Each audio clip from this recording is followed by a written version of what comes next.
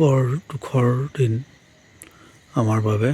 আমাৰ গাঁৱৰে আমাৰ ভণ্টি প্ৰিন্সিপালকী বৰা তাই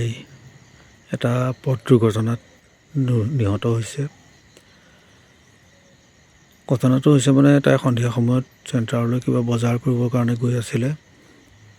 যাওঁতে আপোনাৰ আমাৰ পেট্ৰল ডিপু পাৰ হৈ পেলাই জামুগুৰি যিটো বাইপাছ আছে, বাইপাছৰ সমীপৰ যিটো কেঁকুৰিটো পাৰ হ'বলৈ লওঁতেই সিফালৰ পৰা আহি থকা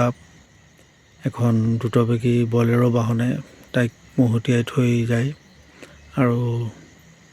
ঘটনাস্থলীৰ পৰা লগালগ ততাতৈয়াকৈ আপোনাৰ স্থানীয় ৰাইজ মিলি পেলাই তেজপুৰস্থিত দুৰিকা হস্পিটাললৈ লৈ গৈ থাকোঁতেই আধা ৰাস্তাতে একচুৱেলি তাইৰ মানে এই সংসাৰৰ পৰা বিদায় লৈ তাইৰ দৰে যাতে আৰু দ্বিতীয়গৰাকী কোনেও প্ৰাণ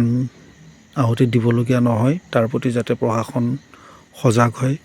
আৰু প্ৰশাসনে যাতে বিহিত ব্যৱস্থা গ্ৰহণ কৰে সেই জেগাকণৰ ওপৰত, আৰু তাত স্পীড ব্ৰেকাৰৰ ব্যৱস্থা কৰি দিয়ক। এইটোৱে আমাৰ ৰাইজৰ দাবী। স্পীড ব্ৰেকাৰৰ ব্যৱস্থা এটা কৰিব লাগে আৰু লগতে তাত ট্ৰাকবিলাক যাতে কোনো কাৰণত ৰখিব নোৱাৰে, আৰু ডিভাইডাৰত যি